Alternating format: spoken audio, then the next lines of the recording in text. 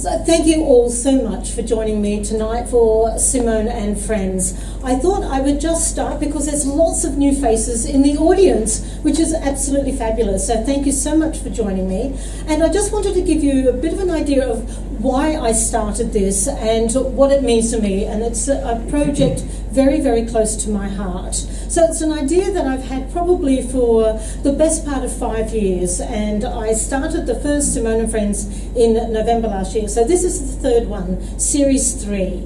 And the reason I decided to create a space for conversations to happen was that I felt that in this very digitally connected world, we were becoming less and less connected. And there is a wonderful power in our personal story. There's a wonderful power in sharing story, in sharing our own transformations, whatever they may look like, and helping other people who might be going through difficult times or who might just need a little bit of hope, a little bit of inspiration. So that's the background to creating Simone and Friends. And interestingly enough, after the very first event, someone said to me, "Simone, you have the most amazing friends." And when I thought about it, I thought, well, actually, I do. And so month by month, I'm inviting them all to come and join me and have a conversation with me about something that is important in their world and hopefully helps inspire your world. So tonight we have a wonderful array of very different stories to share with you. We have Pat Armistead, the joyologist, who's my very first friend joining me. We have Claire Ashman, Daryl Green, Max Bell, and finishing up with Anne Lung. And very, very different stories, lots of really exciting stuff. Now, there's a couple of little things I need to add as well in terms of the housekeeping. That you'll notice that there's video going. Now, this is because we're recording these and they're being uploaded to my TV channel on YouTube. Ultimately, that's the goal. But a really interesting thing happened only about 10 days ago.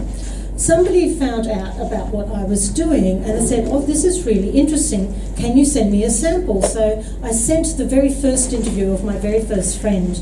As a result of that, I've been asked to pitch Simone and Friends to an independent TV channel. So that is amazing. And that was on the basis of a 12-minute excerpt because in that particular evening, the camera stopped.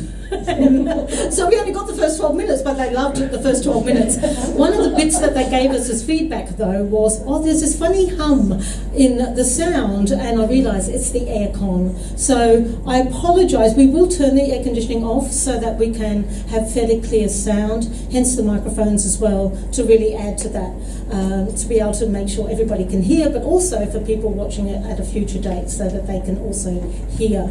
So that's very exciting, but it leads me to another point. One of the other bits of feedback they gave me was, "Oh, it sounds like it's in front of a live audience." I went, "Yeah, of course it is. There's wonderful friends in the audience as well." And they said, "Oh, it'd be really cool if you could give us a shot or two of or a film clip or two of the audience. With your permission, I would like to do that tonight. I would like to take some photographs and a couple of very short clips of you clapping, applauding, cheering," and we've actually set it up so there's going to be a bit of that kind of stuff in Act 2 to encourage you to do lots of cheering and applauding and clapping and throwing your arms in the air or doing something like that. Brad promised to come and do another stand-up routine for me. Didn't you, Brad? Yeah, right. So that is the other part of the equation. So with your permission, if there's anyone who doesn't want to be in that, because it'll be side view, there might be some shots taken from here, so your faces will be visible. If you don't want that, then can you please maybe sit towards the back in the interval break so that your faces aren't visible if you'd rather not be in the live audience, all right? So that's just something that will be happening throughout the evening, so I hope that you're okay with that. So enough of the chit-chat, let's talk to my friend.